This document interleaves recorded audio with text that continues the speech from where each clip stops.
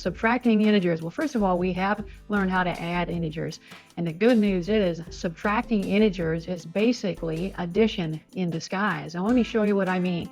Now, it really is important, and I will emphasize this for a while, for you to copy down problems and work them with me. There's something about writing math down and working it on a piece of paper. It just makes it stick better. You understand it better. You'll remember it better. So let's copy this problem down and I'll show you what I mean. Now, 3 minus 7. What I mean when I say subtraction is just addition in disguise is this. 3 minus 7 basically means 3 plus -7. And if you remember, we've already worked problems like this. So what does this one mean now? It's an addition of integers. We have $3 and we owe somebody 7. So the outcome will be we're going to owe money, right? So I can put a negative sign there. And how much will we owe? 7 minus 3, and that turns out to be 4. Now the idea behind showing the work is that sometimes you'll have larger numbers. So if you know the technique, even if you get larger numbers, you'll know the operation that you need to use. Let's do another one over here. Suppose you have one like this. Suppose it's a -5 minus 12. Now again, subtraction is basically addition in disguise. So rewrite this as a -5 plus a -12 with an equal sign. Now again, what does this mean? So I like getting 2 bills in the mail. Remember, you owe one person, say $5, and another person 12. You will owe money. So you want to put that sign up there. Then you can just go ahead and get your answer and then put the answer next to the negative sign. So you know you're going to owe money. And how much will you owe? It will just be a total of the 12 plus the 5. So this time you'll add them and you get 17. So the answer would be a -17. And notice since I have the sign up there already, I don't have to worry about it. It's already been concluded. So there's only one more important thing that I have to show you. So let's go ahead and go through that concept. Okay, now copy this.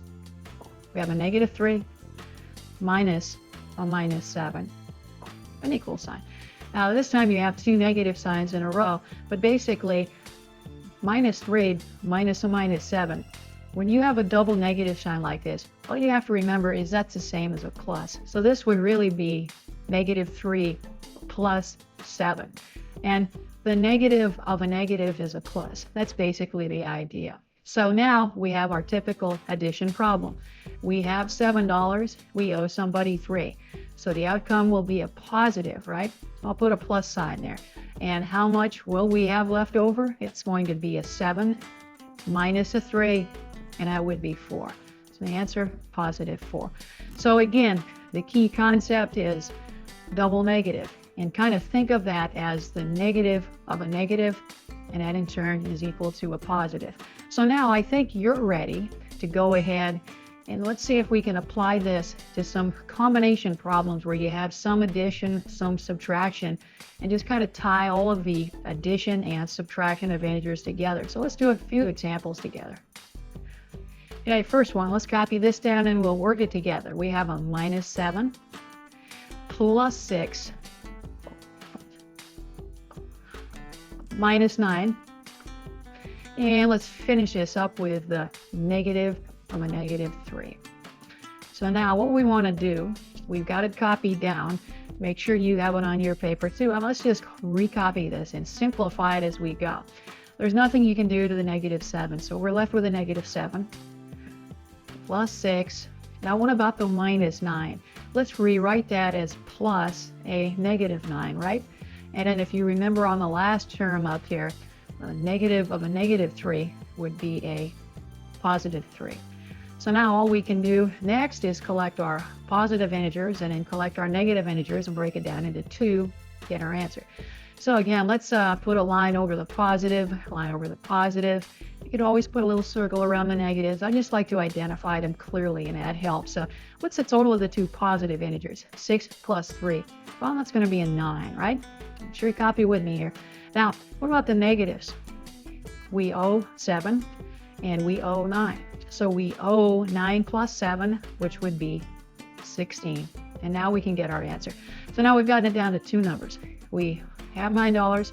We owe somebody 16. So the outcome, we're going to owe money, right? So get that negative sign. And how much will you owe? It will be 16 minus your 9, and 16 minus 9 turns out to be just 7.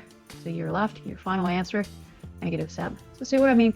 You just take all these problems like this, set them up horizontally, rewrite them in its simplest form, change that subtraction to addition of integers, and then collect them, get two numbers and work your answer. It's really pretty simple. Let's just do one more together, and then I think you're ready to go off and do some practice on your own. This one, I'll put in some numbers that are a little bit larger. Get a little practice with that. Here it is. Let's copy that. We got a 19 minus 15. Our numbers are a little larger. Minus a 23. And then our last term, let's just go with a plus a negative 70. And we want to find out what all of that is equal to. So again, I say let's go down, simplify this a little bit, get our positive total, our negative total, and then end up with one answer. First of all, nothing you can do with 19, right? And it's 19. What is a negative of a negative 15? That double negative means you're going to have plus 15, correct?